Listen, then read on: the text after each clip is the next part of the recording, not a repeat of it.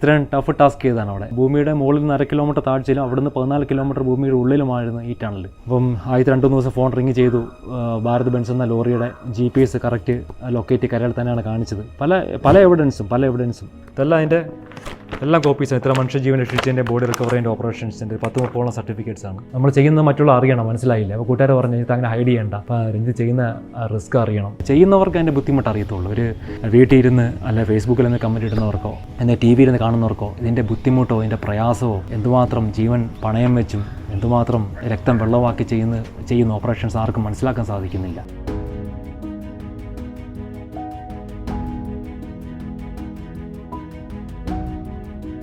Hello, നമസ്കാരം. ABC മലയാളത്തിലേക്ക് എല്ലാവർക്കും സ്വാഗതം. അപ്പോൾ നമ്മളിന്നുള്ളത് തിരുവനന്തപുരത്ത് കേട്ടോ. തിരുവനന്തപുരം വിതുരയിലാണ് നമ്മളിപ്പോൾ ഉള്ളത്.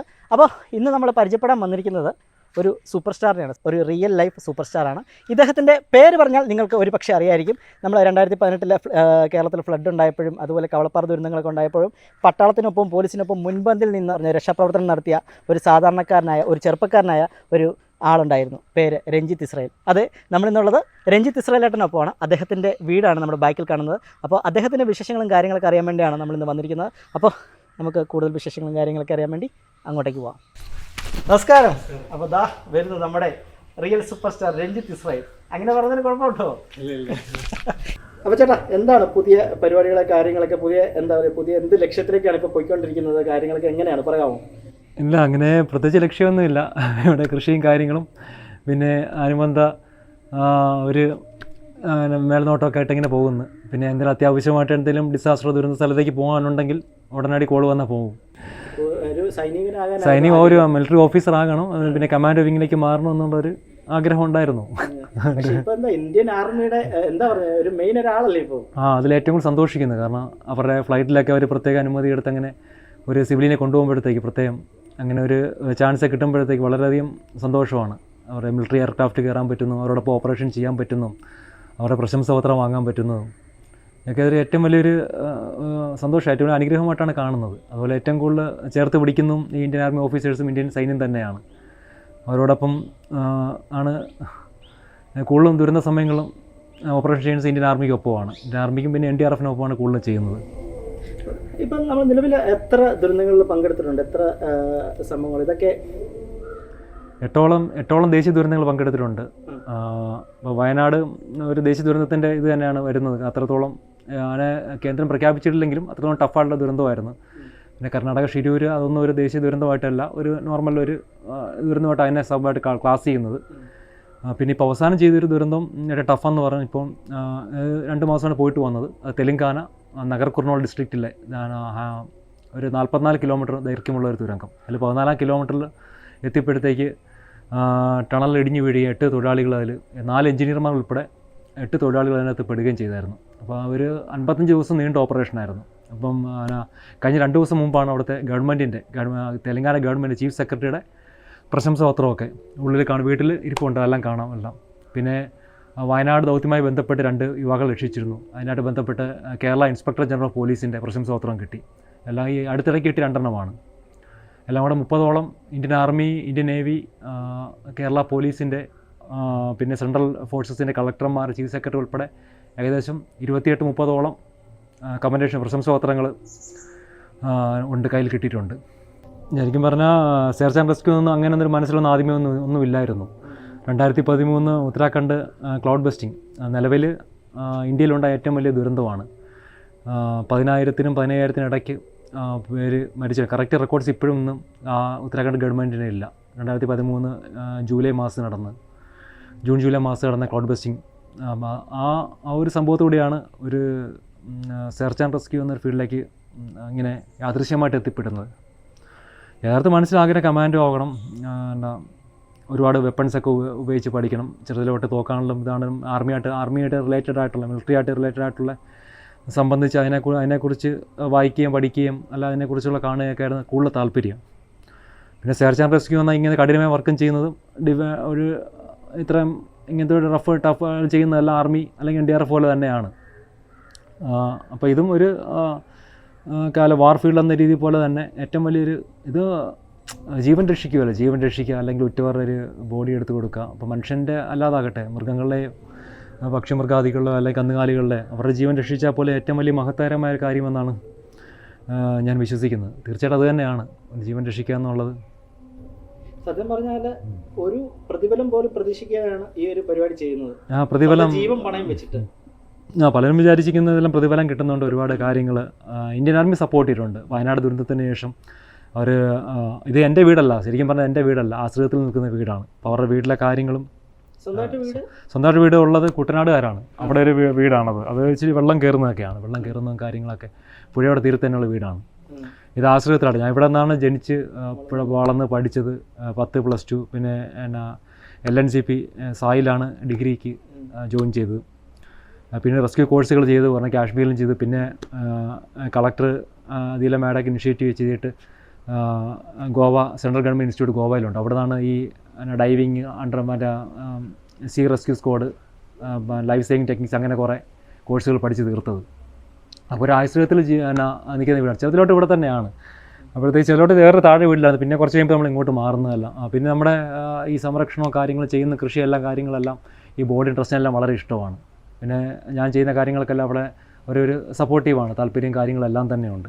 അപ്പോൾ അത്രത്തോളം ഈ ഭൂമി ഒരു എന്താ ഒരു കാണുമ്പോൾ തന്നെ അറിയാം ഒരു ഹെവൻലി പ്ലേസ് ആയിട്ടാണ്, ഒരു പോസിറ്റീവ് എനർജി ആണ് ഒരു ഇപ്പോഴും രൂപപ്പെടുത്തി എടുത്തിരിക്കുന്നത്. എല്ലാ മെഡലുകളും എല്ലാ സർട്ടിഫിക്കറ്റ്സും കാണുമ്പോൾ അറിയാം, എല്ലാ മെഡൽസും എല്ലാം ഇവിടെ തന്നെയാണ് എല്ലാം സൂക്ഷിച്ചിരിക്കുന്നത്. സർട്ടിഫിക്കറ്റ് നിലവിൽ 30 ഞാൻ പറഞ്ഞില്ല. ഇന്ത്യൻ സൈന്യത്തിൻ്റെ, ഇന്ത്യൻ നേവിയുടെ, കേരള പോലീസിൻ്റെ, കേരള പോലീസ് IG ഉൾപ്പെടെ റാങ്ക് തന്നെ അത്. പിന്നെ കളക്ടർമാരെ 8 ഉണ്ട്. പിന്നെ ചീഫ് സെക്രട്ടറിയുടെ, പിന്നെ സെൻട്രൽ ഫോഴ്സസിൻ്റെ എല്ലാം കൂടെ 30 കമൻഡേഷൻ ലെറ്റേഴ്സ്. അത് നിലവിൽ ഇന്ത്യയിൽ ഏറ്റവും കൂടുതൽ ജീവൻ രക്ഷിക്കുക, അതുപോലെ തന്നെ ബോഡിയും ഏറ്റവും കൂടുതൽ മിഷൻസ് പങ്കെടുത്ത ഒരാളാണ്. അതിൽ ഒറ്റയ്ക്കിറങ്ങി ചെയ്ത ദൗത്യങ്ങളുമുണ്ട്. മുതലപ്പുഴയെ പോലത്തെ ദൗത്യങ്ങളൊക്കെ ഒറ്റയ്ക്കിറങ്ങി ചെയ്ത ദൗത്യങ്ങളാണ്. പിന്നെ ഞാൻ എന്തെങ്കിലും പ്രതീക്ഷിച്ചോ അല്ലെങ്കിൽ ഒന്നുമല്ല ചെയ്യുന്നതൊന്നും.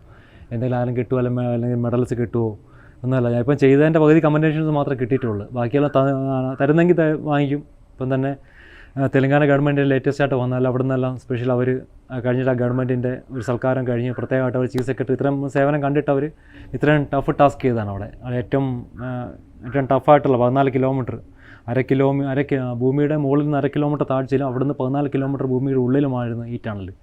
അത് എൻ്റെ പ്രൊഫൈലിൽ കാണുന്നു, ടഫായിട്ടാണ് ആ വർക്ക് ചെയ്യുന്നതൊക്കെ. അതിൻ്റെ അകത്ത് ഏറ്റവും അറ്റത്ത് പോയി ആ കൊളാപ്സ് ചെയ്ത സ്ഥലത്ത് കറക്റ്റ് അവർക്ക് വേണ്ടി എല്ലാം അന്ന് ചെയ്തു കൊടുത്ത ഞാനാണ്. അപ്പം നമ്മളിപ്പം കർണാടക ഷിരൂർ സംഭവത്തിന് ശേഷം കൂടുതലും വീഡിയോസ് ഈ ഗോപ്രോ ക്യാമറ ഇപ്പോൾ എൻ്റെ ഇല്ല, കൂട്ടാൻ എടുത്തുകൊണ്ട് കറക്റ്റ് നമ്മൾ ഷൂട്ട് ചെയ്ത് നമ്മൾ ചെയ്യുന്ന വർക്കിൻ്റെ ഹാർഡ്നെസ് നമ്മൾ പുറത്ത് അറിയിക്കുന്നുണ്ട്.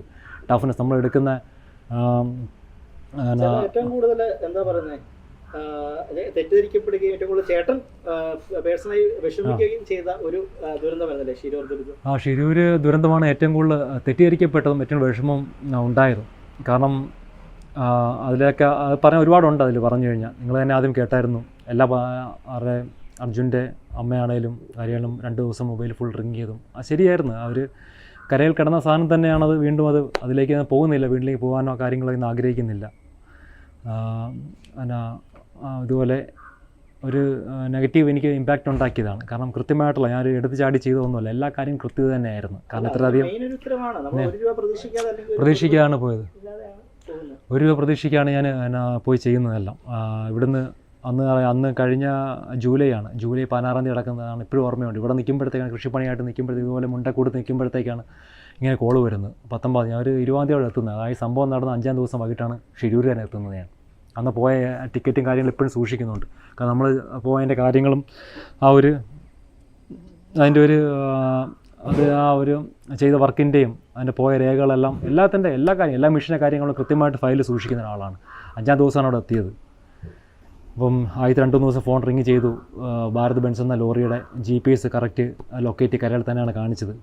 പല എവിഡൻസും ജീവൻ്റെ ഒരു സ്ഫുരണോ ജീവൻ്റെ എന്തെങ്കിലും ബാക്കിയുണ്ടെങ്കിൽ കരയിൽ തന്നെ കാണത്തുള്ളൂ. ഒരിക്കലും ഒരു മനുഷ്യൻ എന്ന് പറഞ്ഞാൽ എപ്പോഴും സ്വാഭാവികമായിട്ട് കരജീവിയാണ്. വെള്ളത്തിൽ പോയി കഴിഞ്ഞാൽ ആദ്യത്തെ 5 മിനിറ്റ് തന്നെ വെള്ളത്തിൽ പോയി കഴിഞ്ഞാൽ പിന്നെ ജീവനോട് ഒരിക്കലും കാണത്തില്ല. എല്ലാവരും വിചാരിക്കുമ്പോഴത്തേക്ക് ഭയങ്കര പണം അല്ല, അന്നുള്ള ജോലിയും കാര്യങ്ങളൊക്കെയാണ്. ചിലപ്പോൾ ഈ കാര്യങ്ങളല്ലെങ്കിൽ നമ്മൾ ഈ തോട്ടം നോക്കുന്ന മേഖല പല സമയത്ത് നമുക്ക് വളരെ കുറവ് റവന്യൂ ആണ്. ചിലപ്പം ഒരു ദിവസം അറിയാമല്ലോ, ഒരു ദിവസം എങ്ങനെയെങ്കിലും ജീവിച്ച് പോകുമ്പോൾ 1000 രൂപ 1000 വേണം ഒരു കുടുംബത്തിന് മിനിമം.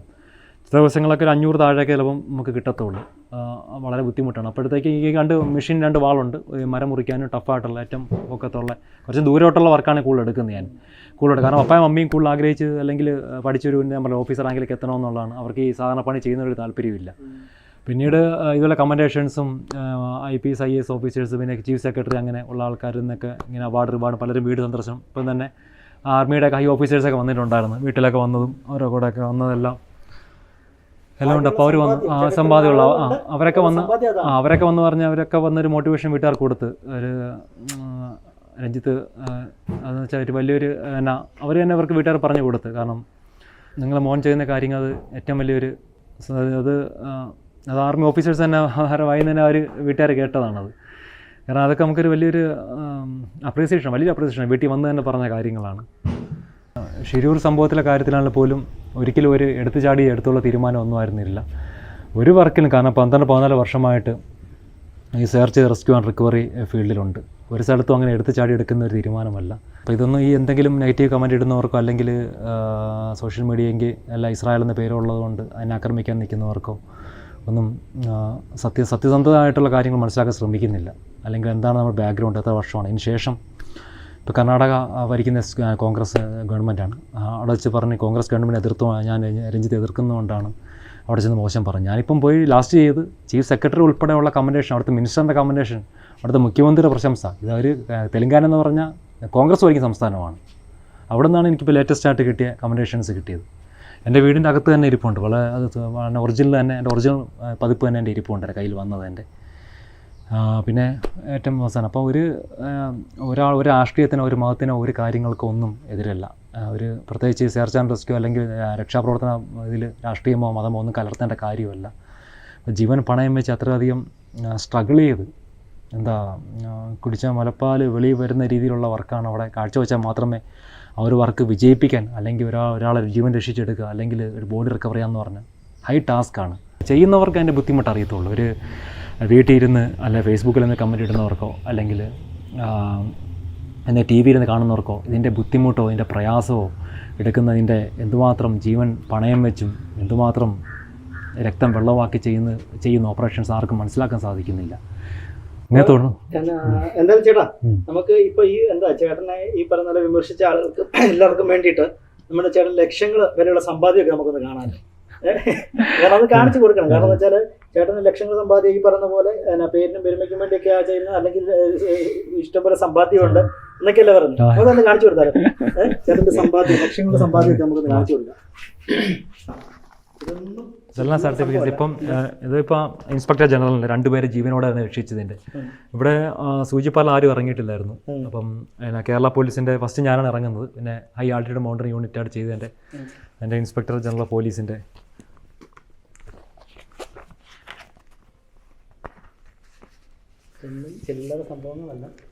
ഇത് കമൻഡേഷൻസ് ആണത്. ഇത് ചീഫ് സെക്രട്ടറിയുടെ ഇത് വന്നത്.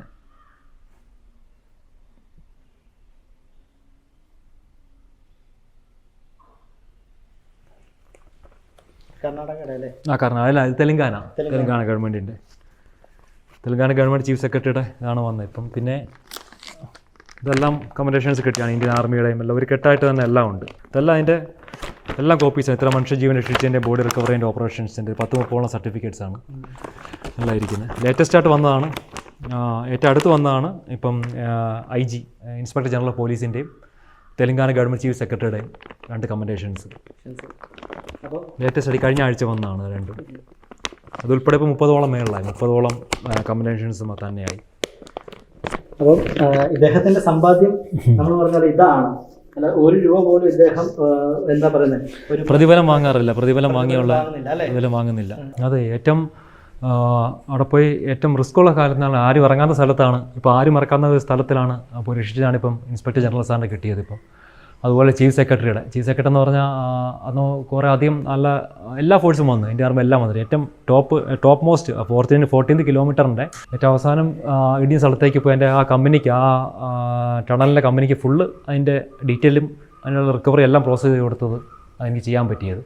അത്ര റിസ്ക് എടുത്ത്. കാരണം നമ്മളിപ്പം എല്ലാ വർക്കും ചെയ്യുമ്പോഴത്തേക്കും GoPro നേരത്തെ ചെയ്യത്തില്ലായിരുന്നു. ഇപ്പോൾ വിമർശനങ്ങളൊക്കെ വന്നതിന് ശേഷം നമ്മൾ ചെയ്യുന്നത് മറ്റുള്ള അറിയണം, മനസ്സിലായില്ല. അപ്പോൾ കൂട്ടുകാർ പറഞ്ഞു ഇത് അങ്ങനെ ഹൈഡ് ചെയ്യണ്ട, അപ്പോൾ രഞ്ജിത്ത് ചെയ്യുന്ന റിസ്ക് അറിയണം, അപ്പം ഒരു ഗോപ്രോ, ഇപ്പോൾ എനിക്ക് സ്വന്തമായിട്ട് ഗോപ്രോ ഒന്നുമില്ല. ഞാൻ പറഞ്ഞല്ലോ, ഒരു പൈസ ഒന്ന് കയ്യിൽ സൂക്ഷിക്കാത്തതും അല്ലെങ്കിൽ പ്രതിഫലം വാങ്ങി ചെയ്യുന്നതല്ല. പലപ്പോഴും കടമൊക്കെ എടുത്താണ് പല സ്ഥലങ്ങളിലും പോകുന്നത്. അപ്പം ഇന്ത്യൻ ആർമി ഉള്ളപ്പോഴത്തെ അവർ കൂടെ കൊണ്ടുപോകും. അവരുടെ ഫ്ലൈറ്റിൽ തന്നെയാണ് കൊണ്ടുപോകുന്നത്. സ്പെഷ്യൽ പെർമിഷനൊക്കെ എടുത്ത് ഏറ്റവും കൂടുതൽ ചേർത്ത് പിടിച്ച് നിൽക്കുന്നതും അവർ തന്നെയാണ്. അപ്പം ഷിരൂരും വയനാടൊക്കെ ആയിട്ട് കുറച്ച് ദിവസങ്ങൾ പോയിരുന്നു. 1 മാസത്തോളം എനിക്ക് നഷ്ടപ്പെട്ടിരുന്നു. ഇവിടുത്തെ വീട്ടിലേക്കൊന്ന് പൈസ തന്നും കാര്യങ്ങളെല്ലാം കാര്യങ്ങൾ അടക്കാനൊക്കെ തന്നു. ഇവിടുത്തെ ആർമി സദേൺ കമാൻഡ്, അവിടെ സ്റ്റേഷൻ കമാൻഡാണ് തന്നത്. നമ്മുടെ പാങ്ങൂർ സ്റ്റേഷൻ ആണ് ഫുള്ള് തന്നതാണ് ചിലവും കാര്യങ്ങളെല്ലാം. അന്ന് ആ വീടിൻ്റെ 1 മാസത്തോളം ഞാൻ വർക്കിന് പോയില്ലായിരുന്നു. കുറേ ദിവസം 10 ദിവസം ഷിരൂരും പിന്നെ 15 ദിവസം വയനാടൊക്കെ ആയിട്ട് അന്ന് രക്ഷാദൗത്യത്തിനിടയ്ക്ക് കുറച്ച് കാല് വന്ന് മാരകമായിട്ട് പരിക്കേറ്റിരുന്നു. അപ്പം അങ്ങനെയാണ് ഒരു ജീവിതം മുന്നോട്ട് കൊണ്ടുപോകുന്നത്. അതിനുശേഷം ഞാൻ സ്വന്തമായിട്ട് എൻ്റെ വീഡിയോ ഉണ്ടാക്കി ഇൻസ്റ്റാഗ്രാമിലോ ഫേസ്ബുക്കിലോ ന്യായീകരിച്ചൊന്നും ഇടാറില്ല. എന്തെങ്കിലും ചെയ്യുന്ന കമ്പനേഷൻസ് ഒക്കെ കാണുമ്പോൾ കമ്പനേഷൻസ് കിട്ടണമെങ്കിൽ എന്തുമാത്രം റിസ്ക് എടുത്തിട്ടുണ്ടെങ്കിൽ ഇൻസ്റ്റാഗ്രാം പേജോ ഫേസ്ബുക്ക് പേജോ നോക്കുമ്പോൾ അറിയാൻ പറ്റും. എന്തുമാത്രം മെഡൽസ് ഹോണേഴ്സ് എവിടെ നിന്നൊക്കെയാണ് ആരുടെ നിന്നൊക്കെയാണ് വാങ്ങുന്നതെന്നുള്ളതും ചെയ്യുന്ന ഓപ്പറേഷൻസ് ലിസ്റ്റെല്ലാം. നിലവിലിപ്പം ഹൈ ടാസ്കുള്ള 10-12 ഓപ്പറേഷൻ തന്നെ കഴിഞ്ഞു. അതിൽ 8ഓളം വരുന്ന ദേശീയ ദുരന്തങ്ങൾ മാത്രമാണ്. നാഷണൽ ഡിസാസ്റ്റേഴ്സാണ്, പിന്നെ സബ് ഡിസാസ്റ്റേഴ്സാണ്. അപ്പോൾ ചേട്ടാ, ഈ ഒരു പ്രവർത്തനത്തിൽ ഇറങ്ങുമ്പോഴത്തേക്കും വീട്ടുകാരിൽ നിന്നുള്ളൊരു പ്രതികരണം എന്തായിരുന്നു? ആദ്യമൊക്കെ ഇറങ്ങുമ്പോഴത്തേക്ക് വളരെ പ്രയാസം ബുദ്ധിമുട്ടൊക്കെ തന്നെയായിരുന്നു. ഞാൻ നേരത്തെ പറഞ്ഞ പോലെ തന്നെ ആർമി ഓഫീസേഴ്സൊക്കെ വന്ന് വീട്ടുകാരോട് സംസാരിച്ചിട്ടുണ്ട്. അപ്പം നിങ്ങളുടെ മകൻ ചെയ്യുന്ന കാര്യങ്ങൾ ഏറ്റവും മഹത്തരമായ കാര്യങ്ങളാണ്, കാരണം നമുക്ക് നമ്മോടൊപ്പം ചെയ്യുന്നു എല്ലാം അങ്ങനെ പറയുമ്പോഴത്തെ അവർക്കൊരു അഭിമാനമാണ്. പിന്നെ അദീല അബ്ദുള്ള മാഡം കളക്ടറായിരുന്ന മാഡം നല്ല വളരെ സപ്പോർട്ടായിരുന്നു. പുള്ളിക്കാരി ആലപ്പുഴ വയനാട് ജില്ലാ കളക്ടർ ആയിരുന്നു. പല കളക്ടർമാരുടെയും 8ഓളം കളക്ടർമാരുടെയും തന്നെ ഒരു അവാർഡുകൾ വാങ്ങിച്ചിട്ടുണ്ട്, കമ്പനേഷൻസ് വാങ്ങിച്ചിട്ടുണ്ട്. ചീഫ് സെക്രട്ടറി ഇപ്പോൾ ഹൈ റാങ്കിൽ നിന്നുള്ള അങ്ങനെയൊക്കെ ഒരു പ്രൊമോഷൻസ് കാര്യങ്ങളും ഒക്കെ കിട്ടുമ്പോഴത്തേക്ക് വീട്ടുകാർ കുറച്ച് ഹാപ്പിയാണ്. പിന്നെ കുറച്ച് വീട് നല്ല മോൻ ചെയ്യുന്ന കാര്യങ്ങൾ വഴി, നല്ല കാര്യങ്ങൾ വഴി ഇപ്പോൾ എല്ലാവരും എന്താ ഒരു കുപ്രസിദ്ധിയല്ല, ഡീഫെയിം വഴിയിൽ അറിയുന്നത്. അപ്പോൾ ഇങ്ങനെ ഒരു നമ്മൾ ജീവൻ പണയം വെച്ച് നല്ല കാര്യങ്ങൾ ആരും ചെയ്യാത്ത കാര്യമാണ്. അതൊന്ന് പൈസ മുടക്കി ഇത്രയും ടാസ്ക് വെറുതെ പോയി നിൽക്കുകയല്ല, ഹൈ ടാസ്ക്കാണ് എടുക്കുന്നത്. ഫോർ ഫ്രണ്ട് ഓപ്പറേറ്ററാണ്, ഏറ്റവും മുന്നണി നിന്ന് ഏറ്റവും അവസാനം വരെ ഇപ്പം ചെയ്ത രണ്ട് ടാസ്കുകളാണേലും എല്ലാം ഫുള്ള് നമ്മൾ ഗോപ്രോ ഇട്ട് അതിൻ്റെ വീഡിയോ എവിഡൻസ് ആയിട്ട് എല്ലാം വെച്ച് ഇപ്പോൾ നാളത്തേക്ക് എന്തെങ്കിലും നമുക്ക് മറ്റേ നാഷണൽ ഒരു ഇതിലേക്ക് കൂടെ അതോറിറ്റി സബ്മിറ്റ് ചെയ്യണമെങ്കിലും ഫുള്ള് വീഡിയോ ഫുള്ള് എല്ലാ ഡോക്യുമെൻ്റ് എല്ലാം കൃത്യമായിട്ടാണ് പോകുന്നത്. അപ്പം ഞാൻ നേരത്തെ ഇങ്ങനെ ചെയ്യത്തില്ലായിരുന്നു. നേരത്തെ ഇങ്ങനെ ചെയ്തതെന്ന് പറഞ്ഞു കഴിഞ്ഞാൽ ഷിരൂർ ദൗത്യത്തിന് ശേഷമാണ് കൂടുതൽ കുറച്ചുകൂടെ ആക്റ്റീവായിട്ട്. ഇപ്പം ചിലപ്പം ആ ഒരു ദൗത്യം എങ്കിൽ അങ്ങനെ ഒരു നെഗറ്റീവ് വന്നിട്ട് നല്ലതിനായിരിക്കും എന്ന് പറയാം.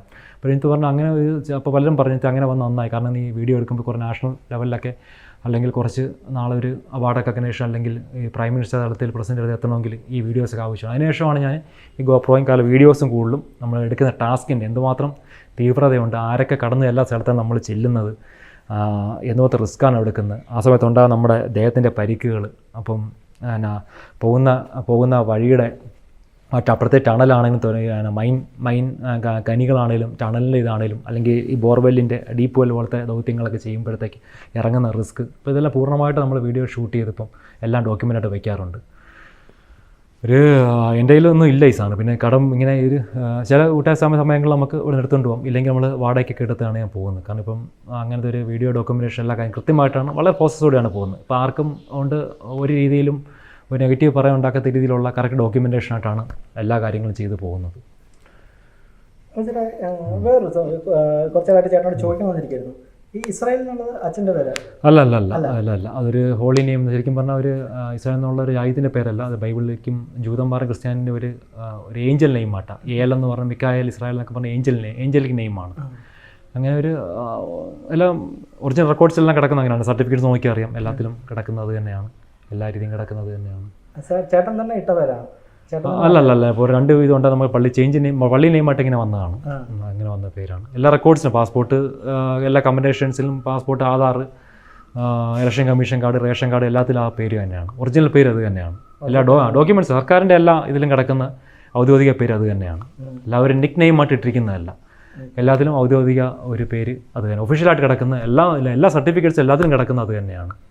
അപ്പോൾ ചേട്ടാ, ഇനി നമ്മൾ മെയിനായിട്ട് ആദ്യം സംസാരിച്ച് പകുതിക്കുന്നൊരു സംഭവമുണ്ട്. ഇനി കല്യാണം ഏകദേശം ഉറപ്പിച്ച് ഇവിടെ അടുത്ത് തന്നെ? അതെ, ഇവിടെ അടുത്തല്ല, വേറെ ഡിസ്ട്രിക്റ്റ് ആണ്, തൃശ്ശൂർ ബേസ്ഡാണത്. തൃശ്ശൂർ ബേസ്ഡാണത്. ചേട്ടൻ്റെ ഈ ഒരു ജോലി മേഖലയൊക്കെ ഇഷ്ടമുള്ള ആൾ തന്നെയാണ്? അവരുടെ വീട്ടിലൊക്കെ പെൺകുട്ടിയതിനു ശേഷം എന്നെക്കാൾ നല്ല എഡ്യൂക്കേറ്ററാണ്, എന്നെക്കാൾ അപ്പോൾ ഒരു ഒരു പണമുള്ള ഫാമിലിയാണ്. പക്ഷേ അവരുടെ വീട്ടുകാരെ എതിർത്തിട്ടാണ് ഞാൻ പറഞ്ഞത്. ഇങ്ങനെ അവരുടെ വീട്ടുകാർക്ക് ഇഷ്ടമാണ് തന്നെ, പക്ഷേ ഇങ്ങനെ അപകടകരമായി ജോലി ചെയ്യുന്നതുകൊണ്ട് അവർക്ക് പെൺകുട്ടിയെ ഇങ്ങോട്ട് അയക്കാൻ ഒരു ബുദ്ധിമുട്ടുന്ന രീതിയിൽ അങ്ങനെ. പക്ഷേ പെൺകുട്ടി അതിൽ നിന്ന് പിന്മാറാതെ ഇങ്ങനെ തന്നെ സെയിം കാസ്റ്റും എല്ലാം സെയിം റിലീജിയനൊക്കെ തന്നെയാണ്, സെയിം കാസ്റ്റ് സെയിം റിലീജിയനൊക്കെ തന്നെയാണ്. അപ്പം ഇങ്ങനെ അവരെ പെൺകുട്ടിക്ക് അത്രയ്ക്കധികം ഡീപ്പായിട്ടുള്ളൊരു ഇഷ്ടമായിട്ട് എന്നോട് നിൽക്കുകയാണ്.